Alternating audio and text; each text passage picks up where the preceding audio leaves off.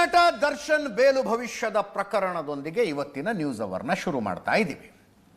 ರೇಣುಕಾಸ್ವಾಮಿ ಅನ್ನುವ ವ್ಯಕ್ತಿಯ ಕೊಲೆಯಾದ 3ನೇ ದಿನಕ್ಕೆ ದರ್ಶನ್ ಅರೆಸ್ಟು, ಜೈಲು, ಪರಪ್ಪನ ಅಗ್ರಹಾರದ ಸೆಂಟ್ರಲ್ ಜೈಲಿನಲ್ಲಾದಂಥ ಅಪಸವ್ಯಗಳಿಂದ ಬಳ್ಳಾರಿ ಜೈಲಿಗೆ ಕಮಾನೆತ್ತಿದ್ದು, ಅಲ್ಲಿಂದ ಜಾಮೀನು ತಗೊಂಡು ಬಂದಿದ್ದು ಎಲ್ಲ ಗೊತ್ತು ನಿಮಗೆ. ಕಳೆದ ವರ್ಷ ಡಿಸೆಂಬರ್ನಲ್ಲಿ ಜಾಮೀನಾಯಿತು. ಹೈಕೋರ್ಟ್ನಿಂದ ಜಾಮೀನು ಕೊಟ್ಟಿದ್ದು ನ್ಯಾಯಮೂರ್ತಿ ವಿಶ್ವಜಿತ್ ಶೆಟ್ಟಿ ಅವರ ಪೀಠ ಜಾಮೀನು ಕೊಟ್ಟಿದ್ದು. ಹೈಕೋರ್ಟ್ನಲ್ಲಿ ದರ್ಶನ್ ಬೇಲು ಪಡೆದ 5ನೆಯ ದಿನಕ್ಕೆ ರಾಜ್ಯ ಸರ್ಕಾರ ಸುಪ್ರೀಂ ಕೋರ್ಟಿಗೆ ಅರ್ಜಿ ಸಲ್ಲಿಸ್ತು. ಬೇಲ್ ಕೊಟ್ಟಿದ್ದ ತಪ್ಪು, ಇದನ್ನು ರದ್ದು ಮಾಡಿ ಅಂತ. Darshan and 6 others at a time bail ತಗೊಂಡಿದ್ದು. ಒಟ್ಟು 7 ಜನರಿಗೆ ರೇಣುಕಾಸ್ವಾಮಿ ಮರ್ಡರ್ ಕೇಸ್ನಲ್ಲಿ ಒಂದೇ ಸಲಕ್ಕೆ ಬೇಲ್ ಸಿಕ್ತು. ಬೇಲ್ ಕೊಟ್ಟಿದ್ದು ತಪ್ಪು ಅಂತ ರಾಜ್ಯ ಸರ್ಕಾರ ಹೈಕೋರ್ಟ್ ಬೇಲು ಕೊಟ್ಟ 5ನೇ ದಿನಕ್ಕೆ ಅರ್ಜಿ ಸಲ್ಲಿಸಿದೆ. ಅರ್ಜಿ ವಿಚಾರಣೆಗೆ ಬಂದಿದೆ. ಈಗ ಏನು ಭಾರತದಲ್ಲೇ ದಿ ಬೆಸ್ಟ್ ಅನ್ನೋ ವಕೀಲರಿರಲ್ಲ, ಅಂಥ ವಕೀಲರನ್ನ ಇಟ್ಕೊಂಡೆ ದರ್ಶನ್ ಸುಪ್ರೀಂ ಕೋರ್ಟಿಗೆ ಹೋಗಿದ್ದು ವಾದ ಮಾಡೋದಕ್ಕೆ. ಕಪಿಲ್ ಸಿಬ್ಬಲ್ಲು ಒಬ್ಬರಿಗಿಂತ ಒಬ್ಬರು. ಬಟ್ ಅದೇನಾಯಿತು ಏನು, ಇಬ್ಬರು ಹಿಂದೆ ಸರ್ಕೊಂಬಿಟ್ರು ಈ ಕೇಸ್ನಿಂದ. ಏನಾವಲ್ಲ ಬರೋದಿಲ್ಲ ಇದಕ್ಕೆ ಅಂದ್ಬಿಟ್ರು. 3ನೇ ವಕೀಲರು ಇವತ್ತು ಬಂದಿದ್ದಾರೆ. ಇವತ್ತೇನೇನಾಯಿತು, ಪ್ರಕರಣದ ವಿಚಾರಣೆ ನಡೀತು.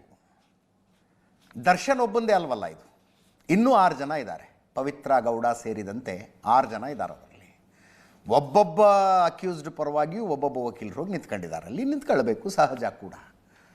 ವಾದ ಮಾಡಿದ್ರು, ಕೆಲವರ ವಾದ ಮುಗಿಲಿಲ್ಲ.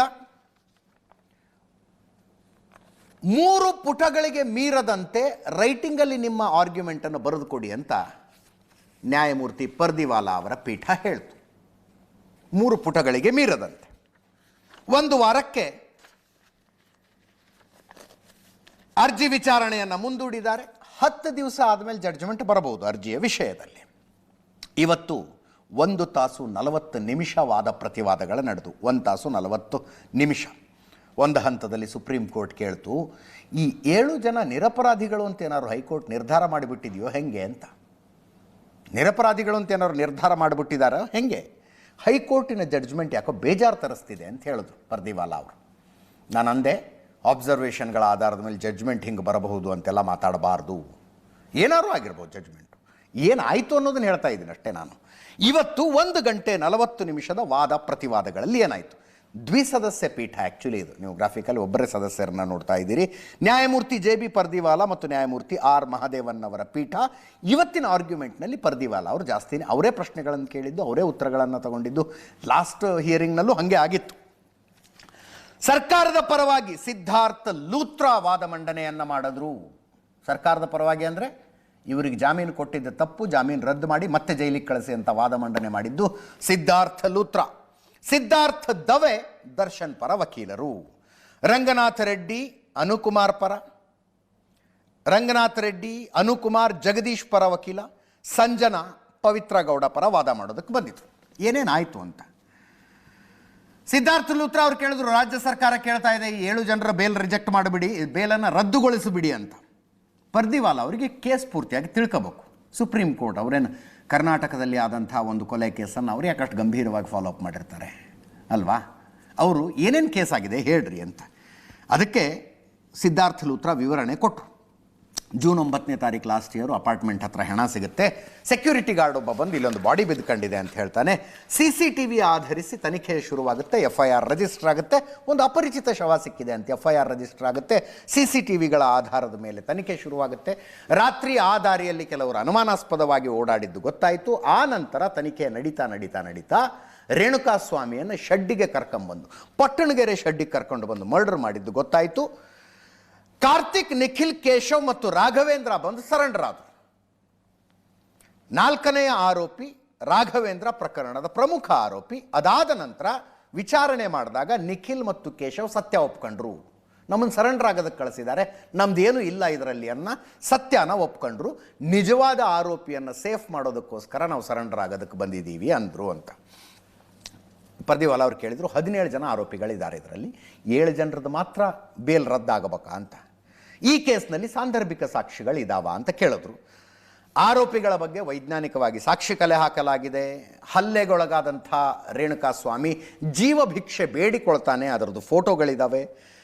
ಪವಿತ್ರ ಮತ್ತು ದರ್ಶನ್ ಮಧ್ಯೆ ಇರುವ ಸಂಬಂಧ ಎಸ್ಟಾಬ್ಲಿಷ್ ಆಗಿದೆ ಅಂತಂದರು. ಅದಕ್ಕೆ ಪರ್ದಿವಾಲಾ ಏನಂದ್ರಿ, ಆ ಆ್ಯಕ್ಟರ್ ಹೆಸರೇನಂದ್ರಿ ಅಂತ ಕೇಳಿದಾಗ ಆತನ ಹೆಸರು ದರ್ಶನ್ ಅಂತ, ತನ್ನನ್ನು ತಾನು ಡಿ ಬಾಸ್ ಅಂತ ಕರೆದುಕೊಂಡು ವೈಭವೀಕರಿಸಿಕೊಳ್ತಾನೆ ಅಂತ ಪರ್ದಿವಾಲಾ ಅವ್ರು ಹೇಳಿದ್ರು.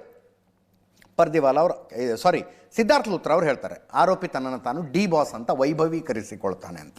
ಪರ್ದಿವಾಲಾ ಅವ್ರು ಕೇಳಿದ್ರು, ಈ ಹತ್ಯೆ ಹಿಂದಿನ ಉದ್ದೇಶ ಏನು?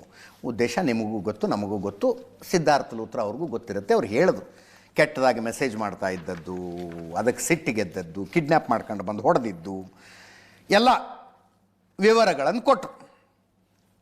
ಅರೆಸ್ಟ್ ಆದ ಮೇಲೂ ಕೂಡ ಜೈಲಿನ ನಿಯಮಗಳನ್ನು ಈ ವ್ಯಕ್ತಿ ಉಲ್ಲಂಘಿಸಿದ, ಒಳಗಿದ್ದಾಗಲೂ 2 FIR ಆಯಿತು ಅನ್ನೋದನ್ನು ಸಿದ್ಧಾರ್ಥ ಲೂಥ್ರಾ ಅವರು ವಿಶೇಷವಾಗಿ ಒತ್ತು ಕೊಟ್ಟು ನ್ಯಾಯಪೀಠದ ಗಮನಕ್ಕೆ ತಂದರು.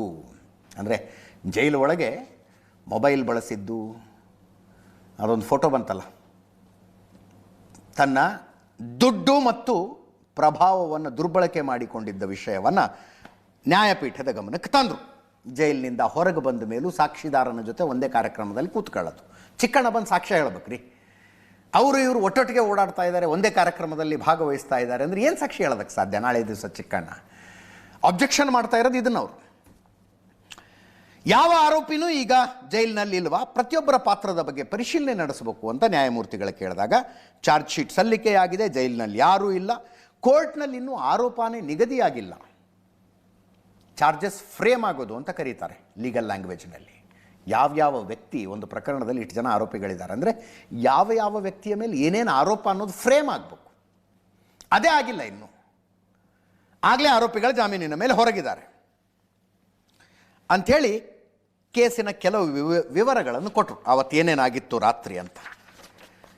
Wrangler jeep, white colour Scorpio, ಎಲ್ಲೆಲ್ಲಿ ಓಡಾಡೋದು, CCTV ಏನೇನು ಸಿಕ್ತು, ಕೇಸಿನ ವಿವರಗಳನ್ನು ಕೊಡ್ತಾ ಹೋದರು. ಶೆಡ್ನ ಮಾಲೀಕ ಯಾರು ಅಂತ ಒಂದು ಹಂತದಲ್ಲಿ ಕೇಳ್ತಾರೆ. ನಮ್ಮ ಪೂರ್ತಿ ವಿವರ ಕೊಟ್ಟರೆ 1 ತಾಸು ಆಗುತ್ತಿದ್ದು, ಅಷ್ಟಿದೆ, 1 ತಾಸು 40 ನಿಮಿಷ ನಡೆದಿರುವಂಥದ್ದು. ಅದಕ್ಕೆ ನಾನು ಸ್ಕಿಪ್ ಮಾಡಿ ಹೇಳ್ತಾ ಇದ್ದೀನಿ. ಶೆಡ್ನ ಮಾಲೀಕ ಯಾರು? ಶೆಡ್ ಮಾಲೀಕರ ಗಮನಕ್ಕೆ ಅಲ್ಲಿ ಈ ವಿಕ್ಟಿಮ್ನ ಕರ್ಕೊಂಡು ಬಂದಿದ್ದು ಗೊತ್ತಿರಲಿಲ್ವಾ ಅಂತ ಕೇಳಿದಾಗ ಆರೋಪಿ ವಿನಯ್ನ ಮಾವನೇ ಶೆಡ್ನ ಮಾಲೀಕ. ನಂದೀಶ್ ಅನ್ನುವಂಥ ವ್ಯಕ್ತಿ ರೇಣುಕಾಸ್ವಾಮಿನಿ ಶೆಡ್ನಲ್ಲಿ ಎಸೆದಿದ್ದ ಅಂತ. ಆವಾಗ ದರ್ಶನ್ ಮತ್ತು ಪವಿತ್ರ ಇಬ್ಬರು ಏನು ಮಾಡ್ತಿದ್ರು ಹಲ್ಲೆ ನಡೀತಾ ಇದ್ದಾಗ ಅಂತ ಕೇಳಿದಾಗ ಅದನ್ನು ಹೇಳ್ತಾರೆ ಡೀಟೇಲಾಗಿ, ಏನೇನು ಮಾಡಿದ್ರು, ಯಾರ್ಯಾರ ಪಾತ್ರ ಏನೇನು ಅಂತ.